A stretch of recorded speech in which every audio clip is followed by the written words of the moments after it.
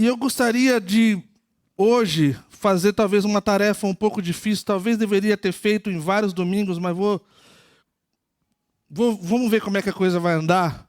Se eu ver que eu vou precisar correr muito, eu vou parar e vou falar assim, então hoje nós fizemos a parte 1, e uma vez aí na vida a gente vai fazer a parte 2, talvez a parte 3, tá bom, gente? Mas eu gostaria de trazer algo que fundamentasse a realidade de tudo que nós estamos fazendo. Então, por isso, o tema de hoje é a singularidade de Cristo. O pastor Brian Broderson, que é hoje o nosso líder global da Calvary, internacional, ele escreveu um livro há um tempo atrás e agora ele reescreveu e lançou o livro falando sobre esse tema. E eu acho que é de extrema importância, seja para você que está vindo pela primeira vez aqui, ou seja para você que já está muitos anos e décadas nesse rolê. Então, hoje, nessa noite, nós vamos ver, nem que seja talvez de forma bem rápida, mas o suficiente para mexer com o nosso entendimento, e isso eu espero e oro para que isso aconteça.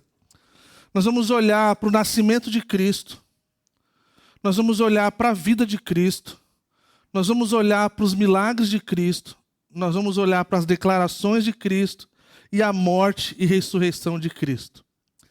Então, como eu falei, é uma tarefa difícil, então talvez em alguns pontos eu vou elaborar um pouco mais e outros menos. Mas eu gostaria de orar mais uma vez. Sei que já foi desde o começo aqui, a palavra de Deus está sendo proferida, está sendo cantada, está sendo lida. Eu gostaria de orar mais uma vez, para que o Senhor, então, nos ajude. Senhor, nós nos achegamos diante de Ti, Senhor, e pedimos, Senhor, a Sua graça, para que a gente possa, Senhor, entender, e muito mais do que entender, Senhor, ver essa realidade de quem é Jesus Cristo, saturando, Senhor, as nossas vidas, Senhor. Satura-nos, Senhor, com o próprio Senhor nessa noite, Senhor. Que nosso coração nessa noite, nós saímos daqui, Senhor. Se o Senhor nos agraciar dessa forma, Senhor, que os nossos corações sejam saturados do Seu nome, Senhor. Para a glória do Seu próprio nome nós oramos. Amém. Nós abrimos uma pergunta no nosso Instagram, e a pergunta era assim, o que torna Jesus singular? Ou diferente, ou único. Essa é a ideia. E nós tivemos algumas boas respostas, né? Todas as respostas foram boas. A coisa acerca de Jesus, quando é positivo, elas são boas. Então não tem coisa errada. Jesus, com A ele é amor, com B ele é o bom. Aí você vai seguindo adiante, quando chega no X fica difícil. Aí tem que ser alguma coisa desse tipo. Aí eu deixo com vocês. Mas, gente, se eu perguntasse, nós começássemos pensando nessa perspectiva. O que torna Jesus singular ou peculiar para mim e para você? Alguns responderam que era o seu amor incondicional por nós. A forma que Ele perdoa. A forma que Ele nos ama. A forma que Ele lida com as coisas da vida, diferente de muitas outras pessoas. E essa lista, ela se estende, gente. Jesus significa algo para cada um de nós, e mesmo que talvez alguns de nós nem creiam. Talvez Ele signifique nada para alguém. Mas Ele significa algo para todos nós. Agora, uma coisa que a gente vai olhar é que elas não são essas coisas que são o que eu penso, o que eu acho, o que você pensa, o que você acha. Isso é importante. Porque é através disso que nosso coração ele é moldado pelo que acreditamos de verdade ser. Então, por isso que nós aqui, membros da Calvary Curitiba, a primeira pergunta que nós temos quando alguém quer se tornar membro dessa igreja é se acredita que na Bíblia como única regra de fé. Por que isso? Porque é através desse livro que nós orientamos as nossas vidas. Não é através de nenhum outro livro, não é através das palavras de nenhuma outra pessoa, é através desse livro. Então, o que os outros falam, importa. Não vou dizer que não importa. mas não importa o suficiente para mudar a realidade. Então, gente, quando a gente olha para o primeiro tema, que é o nascimento de Cristo, todos nós sabemos que a vida, né, de todos nós começa através do mesmo processo básico. Mas com Jesus foi diferente. Então, ele não teve um pai biológico, ele nasceu de um ato milagroso do Espírito Santo, que veio sobre uma jovem virgem judia chamada Maria. E desde o início da história humana, as Escrituras elas declaram que o Salvador viria dessa maneira extraordinária, que ele seria diferente. Então, e fala desde muito tempo atrás, eu falar, né, com a serpente, né, com uma forma de Satanás que havia enganado a mulher. Então Deus disse: porém inimizade entre você e a mulher, entre a sua descendência e o descendente dela. Esse lhe ferirá a cabeça e você lhe ferirá o calcanhar. Gênesis capítulo 3, versículo 15. Um detalhe interessante aqui, que ele fala assim, entre a sua descendência e o descendente dela, a gente vê uma coisa bem importante acerca de um detalhe dessa profecia, que são as palavras descendência ou semente. Bem interessante. Embora algumas traduções já mais novas, mais recentes, elas sempre enfatizam a filiação singular do Redentor prometido, tipo, utilizando o termo mais como a sua descendência. O hebraico original aqui, ele especifica a semente dela. Isso é algo muito peculiar. Isso é extremamente significativo por ponto de vista biológico. E mesmo eu não tendo nenhum conhecimento biológico, e nós temos biólogos no nosso meio, não vai me corrigir porque eu estou certo. Pois o corpo da mulher não contém a semente. O do homem, sim. Então isso mostra uma peculiaridade ainda maior dessa realidade. Então já na primeira profecia, falando sobre a vinda de Jesus Cristo, o Messias, há uma indicação desse nascimento virginal. Muitos anos depois, o profeta Isaías declarou essas palavras a Acas, o rei de Judá. Em Isaías 7,14, fala assim: por isso o próprio Senhor lhe dará um sinal. Nós falamos sobre isso no Natal, né? Quase todo ano a gente usa esses textos, mas é bom usar fora do Natal também. Eis que a virgem conceberá e dará à luz a um filho, e ele chamará pelo nome de Emanuel, que significa Deus conosco. Então, a gente está falando de algo de extrema importância, que é essa realidade do nascimento de Cristo. O nascimento de Jesus, então, Maria, né, prometida em casamento a José, antes de se unirem, então ela se encontra grávida, achada grávida pelo Espírito. Então José, o seu marido, né, como a história fala, e a Bíblia relata isso, sendo um homem justo, e não querendo expor ela à desonra pública, ele planejou então sair de fininho. E aí então ele tem um encontro angelical. Então o anjo aparece para ele e fala para ele um sonho: José, filho de Davi, não tenha medo de receber Maria como sua esposa, pois que ela dará à luz a um filho. E você lhe dará o nome de Jesus, porque ele salvará o seu povo dos seus pecados. E tudo isso então acontece para que se cumprisse a profecia. E a gente vê isso em Mateus 1, 18 a 23. Essa realidade dessa mesma coisa de conceber e dar à luz a um filho, e esse filho ser chamado Emanuel. Então, gente, por que isso é tão importante para nós? Por que isso é tão importante para o cristianismo? Porque nós estamos fundamentando a nossa vida nessa realidade. E nós não queremos fundamentar a nossa vida, confiar o nosso coração, confiar a nossa família, confiar os nossos filhos e o nosso futuro numa fábula. Nós não queremos e não devemos. Nós devemos entender essa realidade. Alguns teólogos, já no pós-iluminismo, têm se tornado popular, não só agora no Brasil, mas já no mundo, essa realidade de negar esse nascimento virginal. Então, tem o Rob Bell, que ele é o pai dos caras que deturpam essa realidade hoje no Brasil. Então, existe uma escola do pós-iluminismo, coisa desse tipo, progressista liberal. Então, o Rob Bell, ele foi um dos caras muito popular no passado.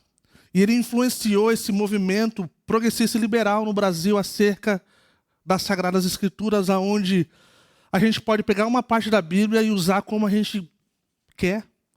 E então dizer que a Bíblia não é tão assim, não é isso que quer dizer. E se isso aqui não for verdade, está tudo certo, segue o jogo. E a gente está vendo essa coisa crescer. E eu gostaria de tocar nesse assunto porque, olha que interessante, né? O Rob Bell, ele já foi muito popular. Hoje ele é um Zé Ninguém. E não mudou de opinião. Assim, é um cara extremamente inteligente, fora do normal, um dos grandes comunicadores. Mas chega uma hora que ter uma boa oratória, ser um bom comunicador, não é mais suficiente. Porque as pessoas não vivem de notícias. Tem muitas pessoas por aí muito boas no que fazem. Então, gente, ele argumenta uma coisa bem interessante. Ele fala assim que se amanhã alguém encontrar uma prova definitiva de que Jesus teve um pai biológico real e terreno, ele deu exemplo, vamos dizer, chamado Larry, e os arqueólogos descobrirem o túmulo de Larry e fizerem os testes de DNA e provarem, sem sombra de dúvida, que o nascimento virginal foi apenas um elemento mitológico acrescentado pelos escritores dos evangelhos. Então ele argumenta com isso. E o argumento dele é que a vida continuaria. A vida seguiria. Ele fala assim, ele continua argumentando que isso não faria diferença nenhuma, que não mudaria nada. Os cristãos poderiam continuar seguindo Jesus normalmente. É possível isso, gente? Não é, ele está errado, está equivocado. Sabe por quê? Porque se fosse verdade isso, e fosse possível isso, nós não estaríamos aqui. A não ser que a gente fosse muito louco. E fosse uma coisa tipo assim, o Henrique Cristo. E tem galera que segue o Henrique Cristo, cada um no seu quadrado. Mas assim, vocês aqui que eu conheço, todos têm bem juízo, assim, todo mundo muito bem. Em meio à nossa loucura. Ninguém viria aqui no domingo para ver o Henrique Cristo, mano. Pelo menos dessa igreja não, em nome de Jesus. Mas a verdade é que se não fosse verdade essa realidade, Jesus não seria qualificado para ser o Salvador. Ele não seria qualificado para ser o Messias. Ele não seria qualificado para ser o Filho de Deus, o próprio Deus. Então, isso torna ele diferente de todos os outros. Isso torna Jesus singular. Isso torna Jesus como nenhum outro. Não há ninguém como ele. Não há ninguém semelhante a ele.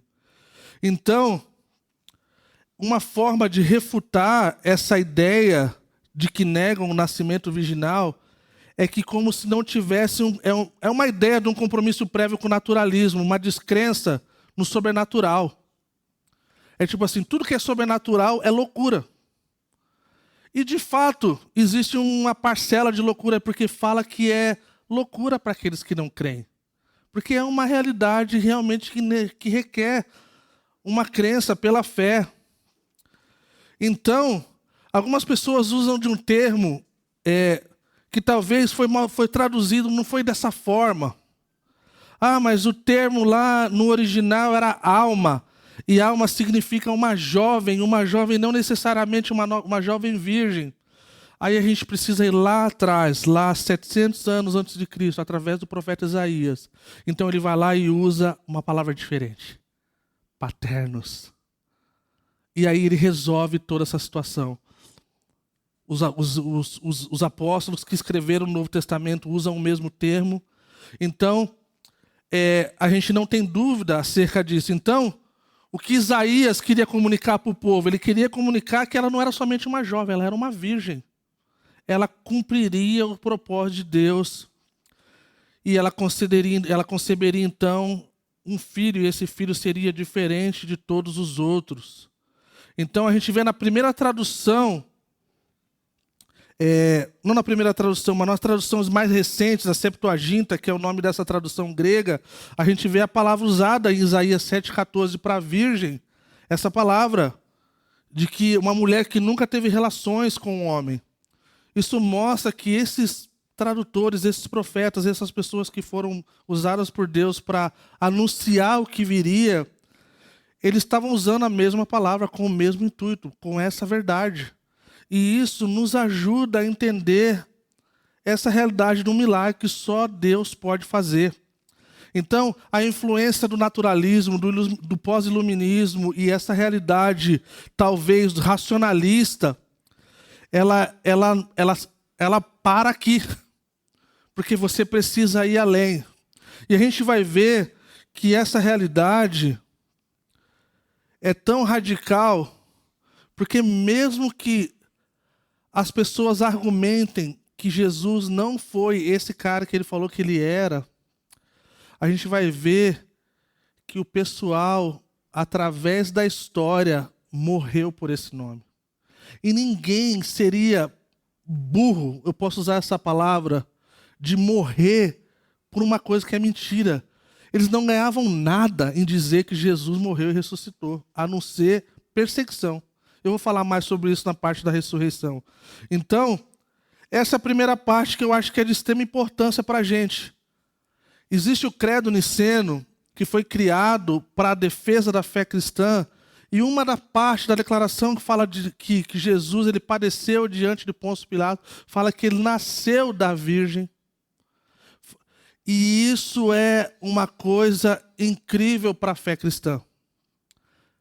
Algumas igrejas, como a local, por exemplo, que a gente conhece, nossos amigos lá, UFP, eles leem todo domingo o credo apostólico. Porque para eles é de extrema importância ser lembrado da realidade de Jesus Cristo.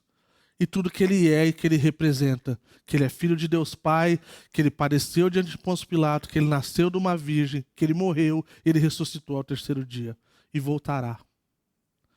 Então, gente, essa é a nossa primeira parte. A segunda parte é sobre a vida de Cristo, que também é uma coisa interessante. Eu amo ouvir outros pensadores. O que eles tinham para falar sobre Jesus, indiferente se eles não eram crentes. E o relato deles é de extrema importância e significância para a gente. Eles não mudam muito o que nós cremos, mas eles só nos acrescentam de que ele era de fato diferente. Então, se você ouvir Gandhi falando sobre Jesus, se você ouvir Madre Teresa falando sobre Jesus, se você ver todos esses caras e pessoas que foram conhecidas por sua fé ou por atos de bondade, eles viam Jesus como algo extremamente diferente. Então, não foi só o nascimento dele que era único, mas a sua vida sem pecado também era única. Diferente de todos os outros seres humanos, nós todos somos pecadores. Nos nossos melhores dias, nós estamos ainda nessa categoria de pecadores. Não existe um momento sequer da nossa vida que a gente está livre do pecado, aqui. Enquanto nós vivemos aqui nessa terra.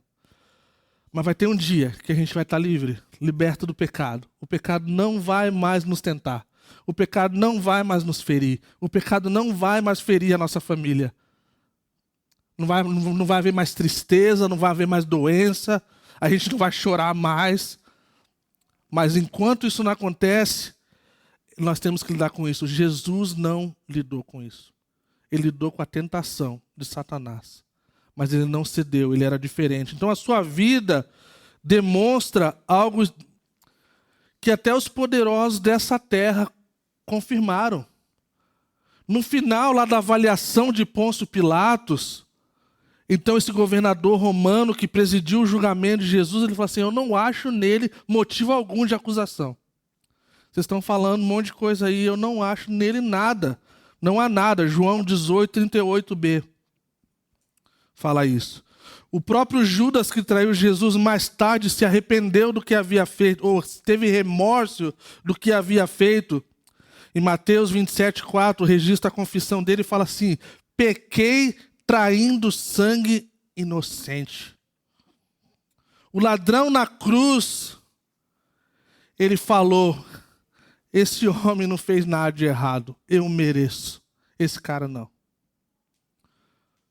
E finalmente, então, o centurião que estava, então, ali diante daquele cenário, ele fala assim que certamente este era o justo.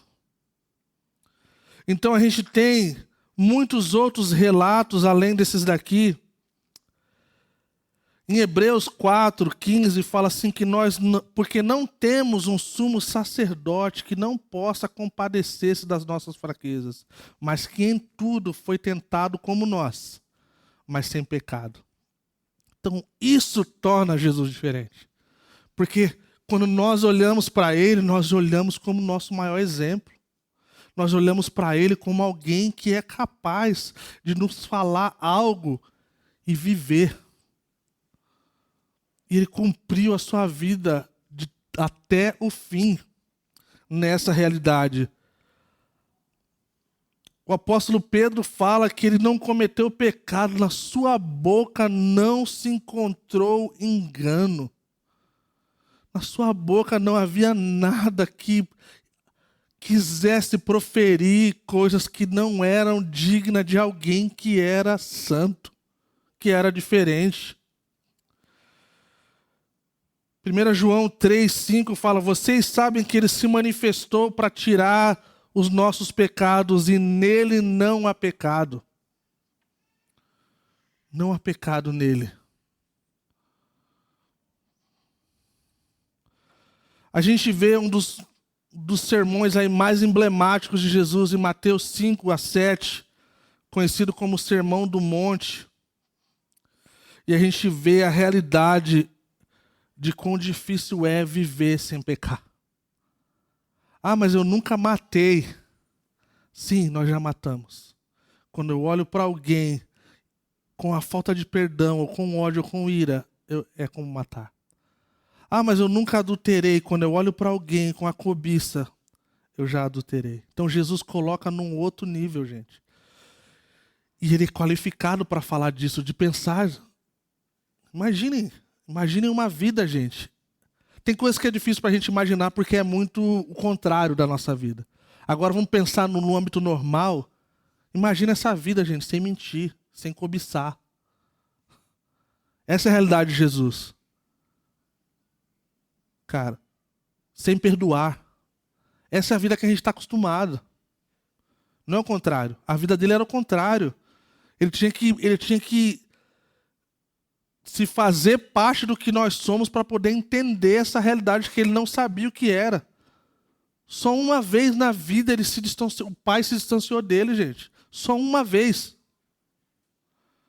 E foi na cruz, quando o nosso pecado estava sobre ele. Então por isso ele fala: Deus meu, por que me abandonaste? Deus nunca o abandonou. Mas Deus sim, diante do pecado da humanidade, tem esse pequeno tempo de separação. E Jesus não estava acostumado com isso. Ele viveu uma vida de total harmonia com a vontade de Deus. Ele veio para cá enviado pelo seu Pai. Ele viveu a vida, ele fala que, diante de alguns cenários difíceis da vida dele, ele falou assim: não foi vocês que fizeram isso. Eu vim pela própria vontade, eu fui enviado pelo meu Pai. E eu vou cumprir, eu vou até o fim. E olha que interessante da sua vida. Quando nós olhamos para os poderosos dessa terra, gente, a gente olha pessoas que querem ser servidas. Pessoas que têm os seus empregados, pessoas que têm os seus bens e as coisas, e todas essas coisas é para o seu bel prazer. Em Marcos 10:45 fala que o Filho do Homem ele não veio para ser servido, mas ele veio para servir e dar a sua vida em resgate de muitos. E aí quando a gente se depara com alguém tão incrível, e a vida dele era de alguém que tinha uma toalha e uma bacia para limpar os pés e lavar os pés das pessoas como eu e você, que pisamos em lugares que não deveríamos, que sujamos os nossos pés com a vida que nós vivemos longe do Senhor. Isso mostra o quanto a vida de Jesus falou mais do que tantas outras coisas. O apelo dele para a gente é que, como o apóstolo Paulo fala em Filipenses capítulo 2, versículo de 5 a 8, ele fala assim: seja a atitude de vocês a mesma de Cristo Jesus, que embora sendo Deus, não considerou que o ser igual a Deus era algo que devia apegar-se, mas esvaziou-se a si mesmo, vindo a tornar servo, tornando-se semelhante aos homens, e sendo encontrado em forma humana, humilhou-se a si mesmo, e foi obediente até a morte, e a morte de cruz. Esse é o nosso exemplo. Esse é o nosso exemplo. Quando as pessoas estão chateadas com a igreja, e gente, eu costumo dizer, gente, isso é a coisa mais fácil do mundo, cara. Onde tem pessoas, cara, a gente se chateia. Nossa família a gente se chateia. Entendeu? Agora, leva para Jesus. Se você sair daqui, eu já vou falar assim: Jesus fez isso para mim. Jesus fez mal para minha família. Jesus fez isso para mim. Isso não acontece. Porque ele não fez. Tudo que ele fez foi em pró e o bem do ser humano. Mesmo o ser humano tendo essa realidade da queda, qual o pecado nos rodeia sempre. Ainda assim, Cristo morreu por nós. Ainda assim, Cristo sabe da realidade de quem nós somos de verdade. E ainda assim, Ele nos chama a caminhar nos seus passos. Amém? Os milagres de Cristo. Gente, os milagres de Cristo são das coisas mais radicais. Ele operava milagres. Algumas pessoas viam, se achegavam a ele, se convertiam, ele falava assim: ó, volta para lá e não conta para ninguém. Porque já tem muito alvoroço por aqui, já tem muita multidão. Ele não era aquele cara que performava. Ele não era aquele cara como um mágico que fazia os seus truques para chamar a atenção. Os seus milagres eram atos de misericórdia, de bondade para com o povo sofredor. Você pode ver. Uma das coisas que Jesus é incrível, gente. Quando acerca dos seus milagres, os seus milagres sempre envolveram pessoas. Jesus lidou com a fome do faminto. Jesus lidou com a realidade do rejeitado. Jesus lidou com a dor aparente no corpo. Por amor. Ele alimentou o faminto. Ele tocou pessoas que não podiam ser tocadas. Ele abraçou pessoas que eram rejeitadas pela sociedade. Ele deu ouvido para quem fazia tempo que não tinha atenção das pessoas. Ele abriu espaço para as crianças quando as pessoas queriam afastar elas. E ele dá uma lição, então, para nós, de que os seus milagres, ele é o fruto de amor. É o fruto da sua bondade. Alguém disse que a principal diferença entre Jesus, Buda, Confúcio, Maomé e Hare Krishna é que Jesus afirmou, através de seus milagres, tudo o que ele disse, ele fez, era verdade. Essa é a diferença. Como alguém que falava e cumpria o que fazia. E a sua vida por todo o tempo na terra, 33 anos e pouco, a sua vida era dessa forma. Os seus milagres, as suas operações sobrenaturais confirmavam que ele era o Filho de Deus. Alguns de nós talvez não lembramos, mas quando João Batista é preso, e aí ele envia os seus discípulos para perguntar para Jesus se ele era de fato aquele quem era. Ele fala assim: vai lá e fala para ele o que está acontecendo. O manco está andando, o cego está enxergando, muitas coisas estão acontecendo. Esse é o sinal do Filho de Deus. E aí então, quando chega o dia, o qual João Batista, o próprio João Batista, o maior dos profetas, ele vê Jesus de longe, ele fala assim: eis ali o Cordeiro de Deus que tira o pecado do mundo.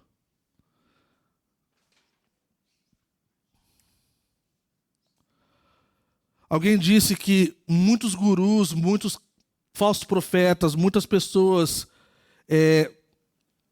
dizem operar milagres e fazer coisas iguais ou semelhantes a Jesus. A coisa interessante, no entanto, é que essas alegações, elas não são substanciadas. Elas não são afirmadas por ações. Elas não são confirmadas por uma vida vivida. Essa é a diferença. E se alguém disse assim, né? Se alguém estivesse fazendo milagres como Jesus em qualquer parte do mundo hoje, você pode ter certeza que o TikTok, o YouTube, o Facebook, todos os outros meios de comunicação estariam cobrindo isso instantaneamente, ao vivo, e todos nós saberíamos a respeito. Ninguém jamais fez, ninguém fará as coisas que Jesus fez, nem o seu próprio povo. E essa história, então, de Jesus atesta que Jesus de Nazaré, ele é aquele a quem ele falou que ele é. E indo para o ponto 4 das declarações de Cristo, esse aqui eu quero passar por cima de forma rapidinho, talvez seria o texto que eu gostaria de usar na Páscoa. São as declarações acerca do Cristo, o qual mais uma vez aponta para a realidade do ser humano.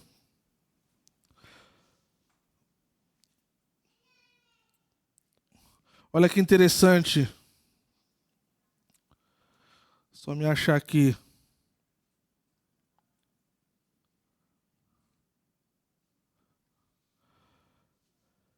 É a declaração chamada que ele fala assim, eu sou, e aí ele fala as outras coisas, né? Então, gente, ele começa dizendo que ele é o pão da vida. Alguém disse uma vez, e eu concordo plenamente, de que quando Jesus fala de alimento, quando ele fala de algo, de comida ou de bebida, ele está falando de uma realidade que lá no profundo do nosso ser a gente sabe. Que a gente tem fome de Deus, a gente só não sabe se expressar. E isso é uma das coisas que eu amo quando Jesus faz essas declarações. Quando ele fala que ele é o pão da vida, ele está falando assim, eu sou o alimento que traz vida.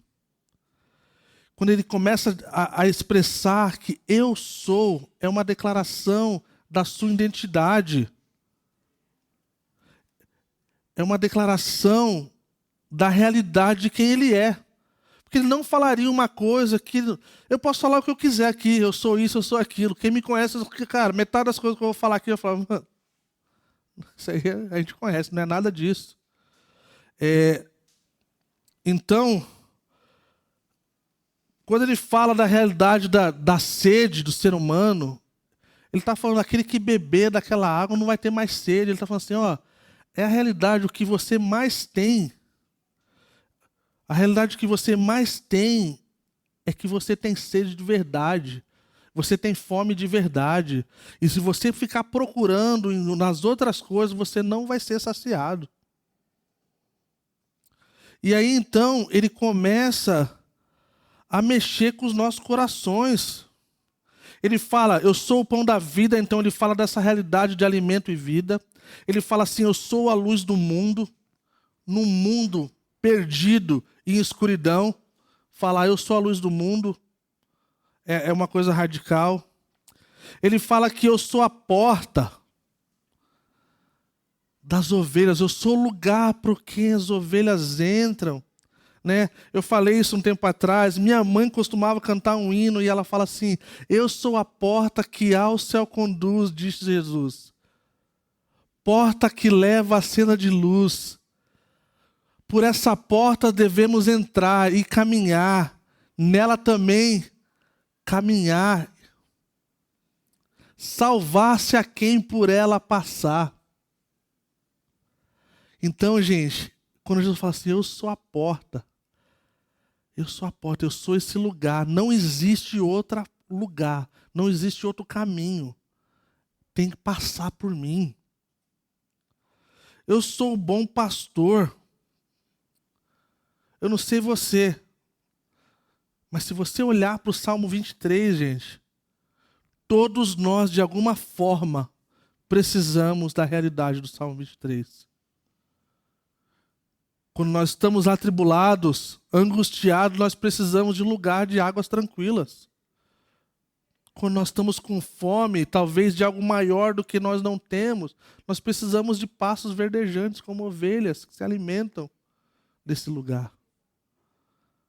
E toda essa realidade, águas tranquilas, pastos verdejantes, mesmo que a gente venha passar pelo vale da sombra da morte, a gente não vai temer o mal, porque o Senhor é conosco. Ele é o bom pastor e ele fala assim que as ovelhas, elas ouvem a voz do bom pastor. Elas ouvem. Ele fala que ele é a ressurreição e a vida. E uma das partes que eu mais amo, ele fala, eu sou o caminho, a verdade e a vida. Meu pastor costumava dizer, se você está andando por caminhos tortuosos, talvez não sabendo para onde ir, ele é o caminho que você deve andar. Se você está vivendo e está talvez sendo perturbado e desafiado por mentiras, ele é a verdade. Se talvez a morte está rodeando você, de alguma forma, e todos nós somos, de alguma forma, nesse mundo caído, as notícias estão aí, morte de tudo quanto é forma, ele é a vida. Então isso é algo precioso para nós. Ele termina a sua 7ª declaração, ele fala que eu sou o caminho, eu sou a videira verdadeira. Ele fala que nós devemos permanecer nessa videira. Nós devemos estar ligados com ele para que a gente possa dar fruto. E não existe melhor lugar que a gente possa se apegar, que a gente possa permanecer, que a gente possa desfrutar dessa realidade de estar perto do Senhor. Amém? Então, gente, e quando nós então estamos indo para o fim, a morte de Cristo, a morte de Jesus também é como nenhuma outra. É importante dizer que muitas outras pessoas morreram na cruz na época. Jesus não foi o único que morreu na cruz. Então, até o próprio relato, a narrativa da morte de Jesus envolve pessoas que mereceram a condenação. Era a punição da época para pessoas que cometiam crime, né?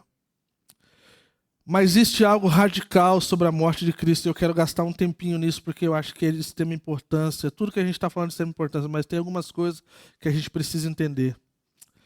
Que ele na cruz, ele morre uma morte de um pecador. A ira de Deus é sobre ele para punir os pecados do mundo. Embora mesmo ele fosse santo e sem pecado. Existe um termo teológico escrito expiação, ou uma morte expiatória. Sei que para a maioria de nós isso não quer dizer nada, não são palavras do nosso dia a dia, não fazem parte do nosso vocabulário, ninguém fala assim, vamos ali, vou expiar, não sei o que, uma coisa expiatória ali, a gente não fala isso. Mas na verdade, essa morte expiatória que as Escrituras ensinam acerca de Cristo, é uma mensagem impressionante, que isso nos mostra que nós temos pecado. Olha que interessante, o pastor Brian, no seu livro, ele fala uma coisa que eu nunca tinha pensado, olha que interessante. Ele fala que é tão impressionante essa realidade de você dizer que nós temos pecado no dia de hoje, para essa geração. Ele falou que nos Estados Unidos, quando lançaram o filme A Paixão de Cristo, do Mel Gibson, foi uma coisa radical, ele falou que teve pessoas que ficaram muito ofendidas, Porque esse filme deixou bem claro que a gente era mal.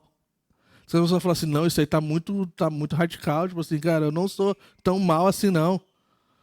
E ele fala que foi tão radical que pessoas, cara, lidaram de forma bem assim, bem radical mesmo, assim. Sendo afrontado pela ideia de que ela era má. Falou, não, isso aí, alguém precisar morrer para que eu pudesse ser perdoado de uma coisa que eu nem sou mal, isso aí é coisa de maluco. Isso é coisa de doido. Então, gente, e mais uma vez, a gente está lidando com essa realidade, mais uma vez, de uma teologia, de uma coisa liberal e progressista no sentido disso. Não foi isso que Jesus ensinou de fato, não foi isso que Jesus quis dizer de fato. Não, ele quis dizer o que ele quis dizer mesmo.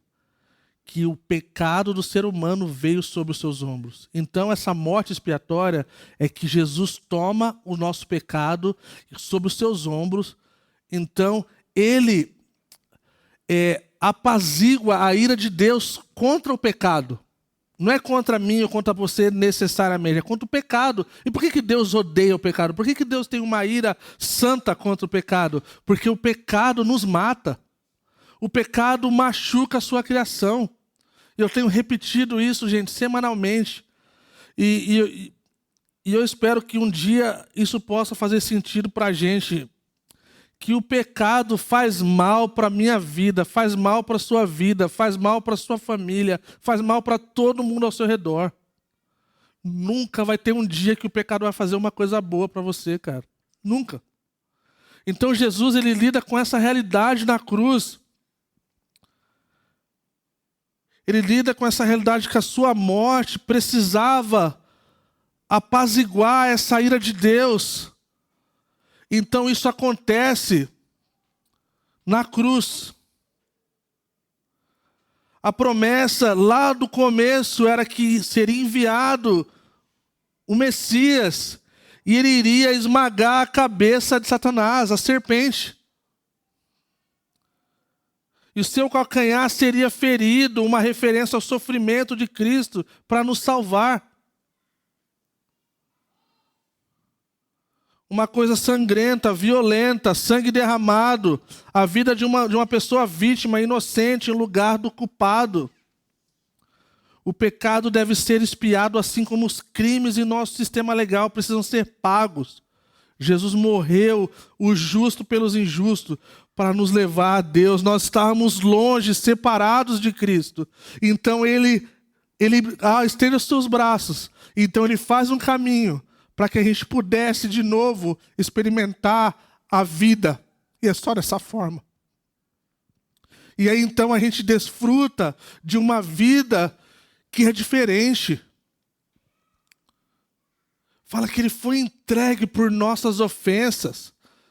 Se fosse alguém na nossa família que estivesse sofrendo de forma injusta, gente, nós estaríamos fazendo qualquer coisa possível para intervir diante da situação.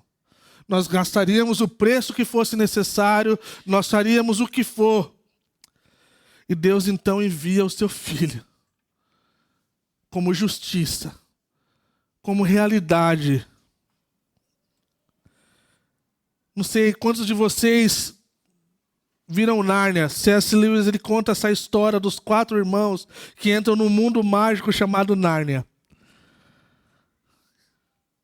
Sempre quando eu lembro de C.S. Lewis, eu lembro do Aguiar. Vamos lembrar de orar pelo nosso presbítero. Não está sofrendo, ele está em Teresópolis. Trabalhando para a Petrobras. Mas ele faz falta aqui, eu só lembrei dele. Deixa eu me compor um pouquinho.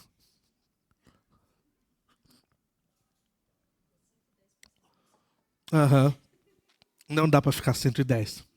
De acordo com o Aguiar. É só 100. 100 é o máximo. Então, esses 4 irmãos, eles entram no mundo mágico chamado Nárnia. Edmund é um dos irmãos e se mete em todo tipo de problema. Ao trair seus irmãos e Aslan, o verdadeiro rei de Nárnia, e se aliar com a maligna feiticeira branca. A transgressão de Edmund coloca sob uma sentença de morte, uma que a feiticeira branca deseja realizar com grande prazer. Para poupar a vida de Edmund, é feito um acordo. Aslan, o próprio, tomará o lugar de Edmund e morrerá para que ele possa ser livre. A história segue contando como o grande leão se entrega às forças do mal e permite que a feiticeira o torture e o mate. Para a grande surpresa de todos, Aslan volta à vida, tendo pago a penalidade pela rebelião de Edmund, e destrói a feiticeira e seus seguidores, libertando Nárnia de seu feitiço para sempre. C.S. Lewis estava comunicando magistralmente o que aconteceu quando Jesus morreu na cruz e ressuscitou. Olha que interessante. Lucy e Susan, as irmãs de Edmund, viram Aslan morrer. Mas ainda assim elas ficam maravilhadas diante de Aslan vivo, perguntando o que tudo isso significa. Significa assim, disse Aslan, que embora a feiticeira soubesse da magia profunda, existe uma magia ainda mais profunda que ela não conhecia. Seu conhecimento vai até o início do tempo. Mas se ela tivesse olhado um pouco mais para trás, na quietude e na escuridão, antes do surgimento do tempo, ela teria lido ali um feitiço diferente. Ela teria sabido que quando uma vítima disposta, que não cometeu traição, é morta no lugar de um traidor, a pedra se quebra e a morte começa a trabalhar ao contrário. E essa é a nossa realidade, gente. Aslan se entregou por nós. Mesmo como cada um de nós talvez fosse como Edmund. Então a gente vê essa bela imagem do que aconteceu com a morte de Cristo na cruz. Os mandamentos escritos em tábuas de pedra que nos condenavam à morte por violação foram guardados por Jesus, tomando a única pessoa inocente que já viveu, permitindo-lhe assim morrer e pagar a dívida que deveríamos a Deus. Jesus fez tudo isso voluntariamente, em aliança com o seu Pai. Ele não foi forçado a morrer por um Deus cruel, irado e vingativo, mas sim em amor ele deu a sua vida livremente em troca da nossa. João 10:18 fala assim: ninguém tira de mim, mas eu dou por minha espontânea vontade, tenho autoridade para dá-la e para retomá-la. Esta ordem eu recebi do meu Pai. Apocalipse 5:9 fala assim: tu és digno de receber o livro e de abrir os seus selos, pois foste morto, e com teu sangue comprastes para Deus de toda a tribo, língua, povo e nação. Jesus então pagou pelos nossos pecados e nos redimiu para sempre. A sua morte não tem igual a ele, não tem semelhante a ele.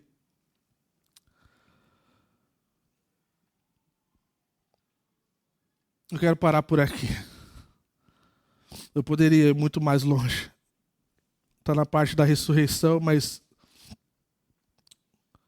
eu gostaria que a gente parasse por um instante. Gostaria que a gente pensasse nessa realidade de Jesus Cristo. Eu costumo começar o culto dizendo que eu não sei como você chegou aqui. Eu não sei se sua semana foi uma semana incrível, foi uma semana difícil, foi uma semana incrível, uma semana de dor. O que eu sei é que tem pessoas no nosso meio constantemente lidando com coisas difíceis da vida, que envolvem tristeza e que envolvem alegrias. Então, seja como for, gente. Quando a gente olhar para essa realidade de tudo que Jesus representa para nós, da forma que o seu nascimento foi significativo e importante, a sua vida, os seus milagres, as suas declarações, a sua morte e a sua ressurreição. A gente vai ter tempo para falar sobre essa ressurreição na Páscoa. Elas mudam a nossa vida. Elas mudam a forma que a gente olha para esse mundo caído. E quando eu penso, gente, de que a realidade é de que tantas pessoas morreram por esse nome. Talvez você não tenha consciência, mas ainda hoje tem pessoas morrendo por esse nome. Existem vários lugares no mundo onde você pode ser o que você quiser. Você só não pode falar o nome de Jesus. Você só não pode falar que você é cristão. Ainda hoje. Existe uma lista enorme de países onde é perseguido ser cristão. E a gente está aqui, nesse novo ano, juntos aqui, reunidos, no nome de Jesus Cristo. É uma coisa incrível, gente. E eu não gostaria que a gente levasse como uma coisa light. Eu gostaria de que a gente ponderasse sobre esse nome. E o que eu posso dizer é que talvez alguns de nós nunca... Talvez a gente pensou, cara, Jesus ele é muito importante, ele é um cara importante. Mas a gente talvez nunca pensou nele como alguém que é o Senhor, que é Salvador. E quando eu falo isso, quando a gente fala que Jesus é o Senhor, gente, ele é o Senhor de tudo. Ele é nosso dono. Ele é dono da nossa família, ele é dono das nossas crianças, ele é dono do nosso futuro. E eu costumo dizer, quando eu vou casar alguém, eu sempre falo que o que Deus está chamando um ao outro para se dar um pelo outro, é que Deus não está pedindo para que a gente se dê por alguém com mãos terríveis, com pessoas que não sabem amar. E com Jesus ainda muito melhor, muito superior. Eu falo assim, cara, que coisa incrível que a gente pode dar a nossa vida e ter a nossa vida nas mãos de quem mais sabe amar. Quando eu falo essa questão de Jesus ser rei, fala que existe essa realidade dele ser rei sobre tudo. A Bíblia fala que um dia, todo joelho se dobrará e toda língua confessará que Jesus Cristo é o Senhor. Mas bem-aventurados, felizes são aqueles que hoje reconhecem essa realidade. Porque você vai desfrutar de uma bondade diferente. A sua vida vai ser transformada, a sua família vai ser transformada, o seu futuro vai ser transformado. Eu não posso garantir que será um mar de rosa. Não posso garantir que você vai se tornar as pessoas mais ricas do Brasil e que você vai se tornar sei lá o quê que as pessoas sonham ser. Mas o que eu posso dizer é que o dia que você estiver passando por lutas que talvez você passaria sozinho, você tem para onde correr. E uma das coisas mais incríveis dessa comunidade, da comunidade da fé, se você tiver tempo nos próximos meses aí de poder conversar com algumas pessoas, tem pessoas que passaram pelo vale da sombra da morte, de verdade. E encontrar alento nesse lugar é o que Jesus faz. É isso que Jesus é. Vamos baixar nossa cabeça, vamos parar por um instante.